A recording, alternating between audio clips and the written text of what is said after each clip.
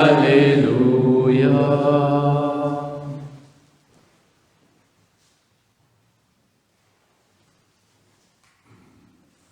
Le Seigneur soit avec vous. Et avec votre esprit. Évangile de Jésus-Christ selon saint Matthieu. Gloire à toi, Seigneur. En ce temps-là, Jésus disait à ses disciples, « Vous avez appris qu'il a été dit, tu aimeras ton prochain et tu haïras ton ennemi. Eh bien, moi je vous dis, aimez vos ennemis et priez pour ceux qui vous persécutent, afin d'être vraiment les fils de votre Père qui est aux cieux.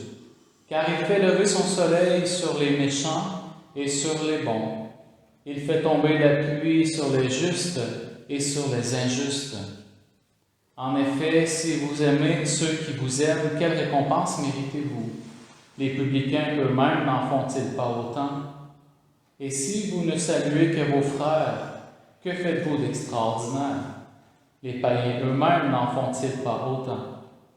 Vous donc, vous serez parfaits comme votre Père céleste est parfait. Acclamons la parole de Dieu. Gloire à toi, Seigneur Jésus.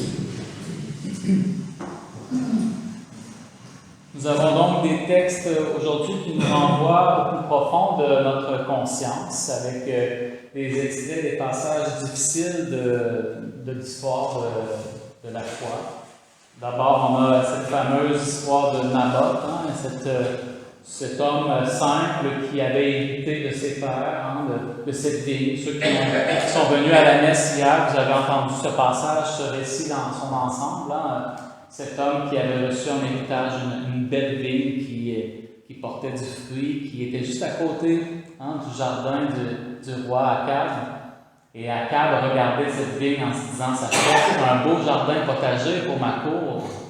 Alors il va voir le beau Naboth et puis lui dit, j'ai remarqué ta vigne juste à côté de mon terrain, j'aimerais bien te l'acheter ou faire un échange, je vais te donner ce qu'elle vaut. Et puis Naboth lui répond, je suis désolé, pas à vendre. C'est l'héritage de mes pères et je ne suis pas intéressé de la vendre. Alors là, le roi retourne chez lui un peu triste. Et sa fameuse femme, Jézabel, qu'on connaît à cause de la mauvaise raison, elle a dit à Akab, est-ce que tu es roi ou pas? Akab a dit oui, alors elle dit, je vais te redonner ta vigne. Et puis là, elle fait toute une manigance pour accuser injustement Naboth, pour qu'on le lapide. Alors une fois Naboth est mort, à cause d'une manigance de la femme d'Akab, finalement, pour qu'Akab puisse posséder cette fameuse vigne, qu'il va réussir à posséder après la mort de ce fameux Naboth. Alors toute une manigance pour obtenir du gain des biens, du terrain. Et on va voir finalement Akab regretter aujourd'hui. Cet homme disait, j'ai acquis ça, mais j'ai enlevé la vie d'un homme, c'est très mal. Et puis c'est ce prophète qui vient lui rappeler au fond qu'il a mal agi. Et puis le psaume, qui est un extrait, peut-être le psaume le plus connu de tous les psaumes, le roi David qui va faire tuer un homme parce qu'il est amoureux de sa femme. Alors, quel scandale! On voit finalement David comme le plus grand des rois, comme un peu le modèle, parce que c'est un homme de cœur, mais David n'a pas toujours eu des bons réflexes. Il est tombé en amour avec cette jeune femme qui allait se baigner un jour et qui était mariée avec un homme, et pour pouvoir épouser légalement cette femme-là, il envoie son mari à la guerre en première ligne.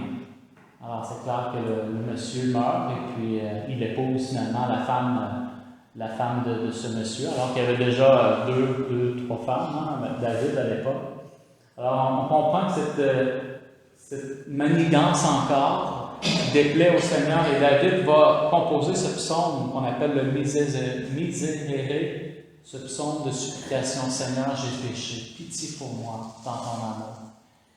C'est tout l'aveu et le regret profond de David. Lave-moi tout entier de ma faute, purifie-moi de mon offense. Même à la fin, libère-moi du sang versé. Dieu, mon Dieu, sauveur.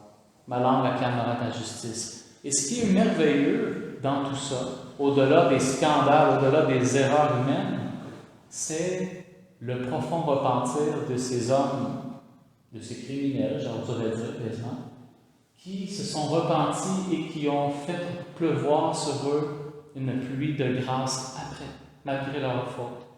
Dieu a continué de les écouter parce qu'ils ont profondément regretté et compris leur erreur et qui se sont attachés à Dieu d'amour, à ce Dieu de tendresse. Et après, David va avoir épargné plusieurs vies grâce à son règne.